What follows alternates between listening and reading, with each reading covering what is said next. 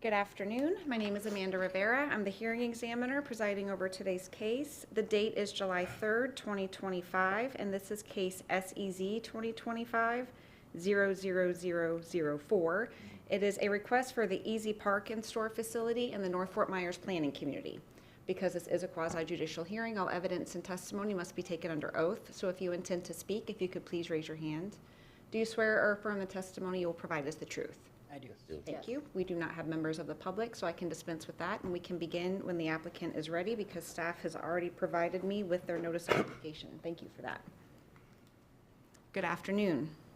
Good afternoon, Ms. Hearing Examiner Mark Ebellini, non-Ebellini Hart Law Firm, representing Easy Park and Store, and now DBA, the Crossroads Storage, meeting the name with their California facility, Orange County, correct? Yeah. With me today is Don Warner and Dana Warner, who are principals and are doing the yeoman's work of navigating completion of the project. Mr. Blackwell, and of course, we had previous application narrative, gave a pretty good overview of the project, 6.14 acres in North Fort Myers. It was previously before this body, SEZ2025-00004, which was a request in the C1 zone and, of course, the commercial corridor overlay for a special exception for open storage and mini warehouse use. And it's also part, the site history of this property, and you saw from the aerial, there was a split in 1979 that split off that little, was once a Circle K store, now it's a private party. And in 1999, they basically were meeting the south property line up to make a triangular piece and install gas pumps for that convenience store. And they got a CPD approval, but they never actually, despite whatever the resolution says, they never actually purchased the property. There was never a deed that was recorded, at least. And so that ended up with the property being zoned for CPD and C1A, and there was an administrative amendment to add the mini storage and open storage use to that CPD. And of course, there was an amendment in 2022 because there was a need for additional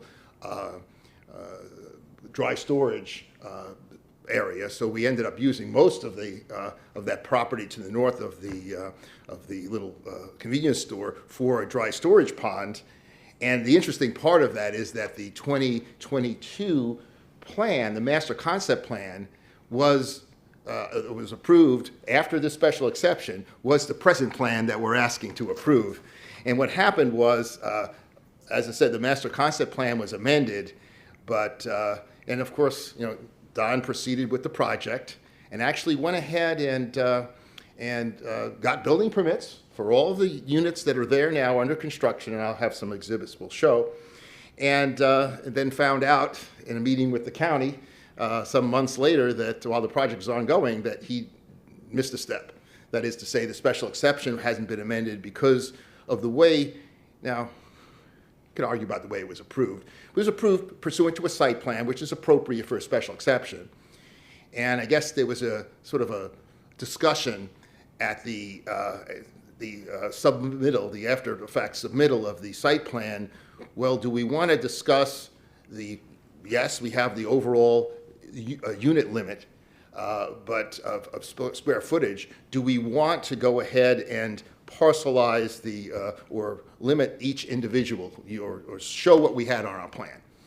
And I guess the quote was, might as well, something to that effect. So what ended up happening is we had mini storage as well as open storage, mini warehouse, as well as open storage that were individually allocated. So it really put us almost like a master concept plan. And so that was the reason that we're back here, because we're still within the limits.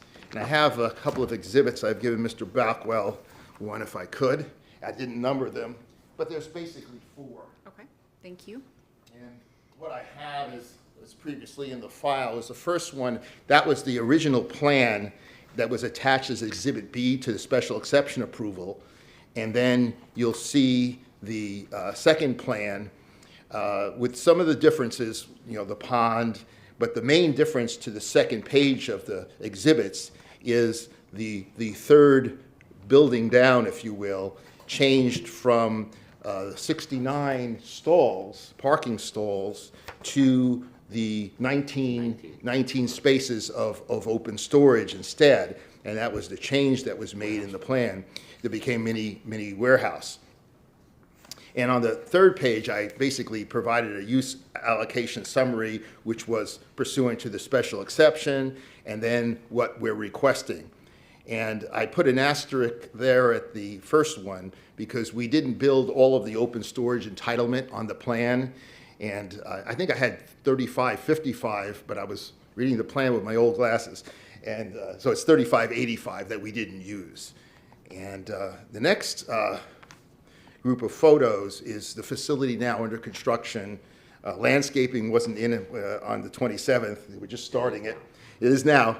In fact, someone came in before this hearing started and told us they were happy with it. What I show on the second row of photos on the first page is the difference of what we're here today for. You'll see there was the open storage under canopy, which is what we have, and then we have the mini warehouse, which is what's different, what's changed. We built one more of those as opposed to a row of the open storage. And of course, that means what we have, and I showed it in the next row of photographs. You can see the buffering that's required, the 6-foot wall and then the 8-foot wall near Laurel Estates, and they of course have landscaping on their side. And so we have a buffer for an open storage where we actually added more mini warehouse, which doesn't require that buffer under the Land Development Code. So that's kind of the summary of where we are. And the change was made partially due to market issues. And while I know there's some open storage up there, this one we think is a better quality product because it's got covered and it's got security for the uses. Now, as far as the standards that we're here today, we're pretty sure that based on the narrative and, of course, what Mr. Blackwell has produced as well, we agree with, of course, but we think it's consistent with the goals, objectives, and policies of the LEAD plan, including 6.1, which we've discussed in our presentation of the application. There's no environmentally sensitive areas, but of course what we're doing is we're adding, extensive landscaping. It's compatible with existing and planned uses. We don't know. Everyone asks what's going to happen with the old bowling alley to the north, and of course what's going to happen with the shell factory across the wet road. But basically, we think we've created a good project along that corridor for hopefully the next use that comes along. And as far as we're not going to be injurious to the neighborhood because again, this is part of the overlay to get businesses along that stretch, and it's compliance with the zoning regulations and the typical the main zoning regulation, of course, is the fencing and buffering required by the Land Development Code for a open storage project. So with that, really, I don't think there's much more that we have. We're obviously open for questions, and Don and Dana are here, and they could probably entertain you with stories of dealing with contractors and inspections and all. But the project, as I said, is completed except for landscaping and hopefully a certificate of compliance soon and opening. So thank you very much. I did not have questions about the use because the use has already been approved. So it's really just the delta of what you're swapping out for the, so the question I had was incredibly technical, which is the square footage was noted as 6.14, but the prior approval was for 6.28, I think it was. Was there some change in the? It's 6.28. So it should be 6.28. Yes. Okay, it's 6.14 all throughout the material. So I just want to be sure I get that right when we issue the final order. And then was there a community meeting that was held? prior to? Several, actually. Okay. For this particular. For that Yes. particular, yes, we did, Dana and I did it. There wasn't anything in here, so we'll just need to supplement the record with that. It wasn't included in the staff report, and again, I just need that for Yeah, I thought we, yes, they usually do their own. The meeting minutes. Yes. Yeah. meeting minutes. Yeah. Yes, there's just a requirement in chapter 33 that I've just got to have We that have it. before I Yeah. can release it. We have it, Mark, we have it. I Yeah, can okay, leave you the do? record open to provide that. It's I not a thought big deal. I kind of thought we uploaded it, but I'll check too. I probably have it in my. Okay, whoever wants to provide it to my office can. I just don't have it in what I have, so Oh. I need to get that before I can release anything. But if you're ready, Peter, whenever. Alrighty. Let's see.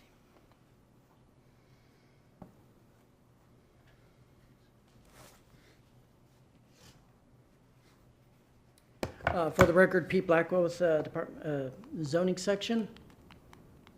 Oh, I know what's going on. Alrighty. Case before us, special exception, SEZ2025-004 for the Easy Parking Store. The applicant's presentation was comprehensive and accurate, so we'll avoid having to repeat what they've said, and I will go straight to the criteria that we evaluate under, LDC 34, 145C3. First one is compliance with the lead plan. The subject property fits in well with the central urban. It's exactly the kind of thing required for that.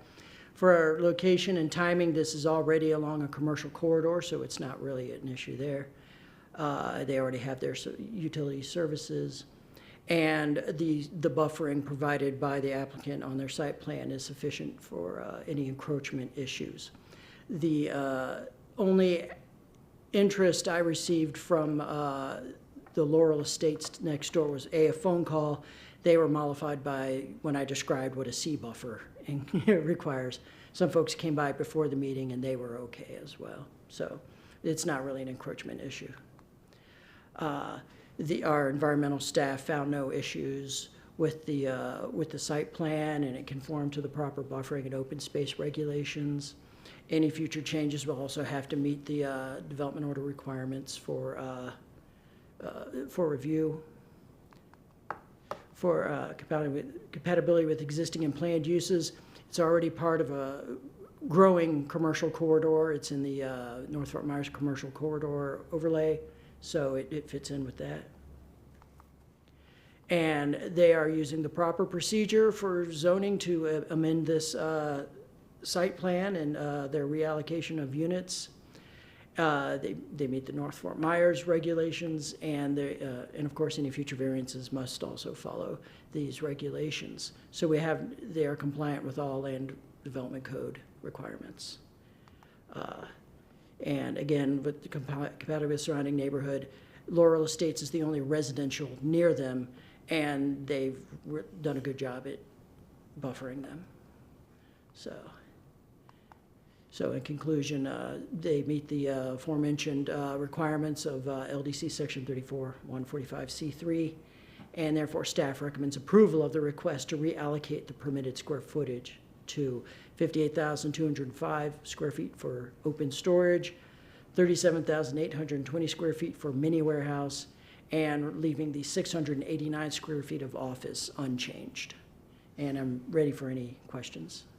I guess my question is a fairly basic one, which is what was the impetus for the allocation? Was it based on some traffic concerns or some offsite impacts of open storage being more It onerous? seemed to be more just, they got curious in the meeting about how much of each thing was being allocated, and they ended up just sort of codifying it that way. Is there any concern from staff if it's just kept within the cap of the 90, I think it's showing as 96,714. I haven't calculated that. Right. As far as we're concerned,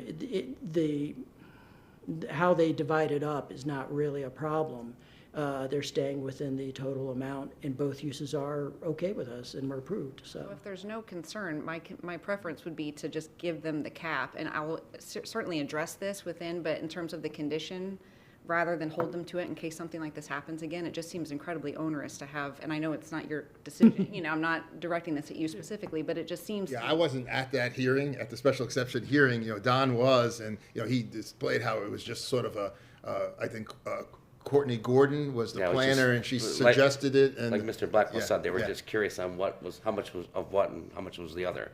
And typically, And then that's, as you said, it's a site plan, so we'll attach that. We have to do that under the code, and we'll just say it has to be substantially consistent with that. But if you're saying under the umbrella of it, I would just hate to see, for everyone's sake, having to do this in case anything else were to pop up. So if staff doesn't object, then that would be how I'll condition it. I'll just address it in the narrative, but not actually hold them to that. Right. That was gonna be my only request to speak, was if you could keep it at the cap and If there's nothing in the record, otherwise, I would foresee, there are cases where it does matter and we need to hold it to unit counts, particularly with residential, if you're looking at traffic demands and things like that, where there's gonna be offsite impacts. But if the testimony, and there's nothing in the record that I could see that warranted that, if it was simply just a reason to hold it because you had the site plan, which was helpful, I would just recommend, that's how I'm gonna proceed unless there's any objection. thank you. Okay, certainly.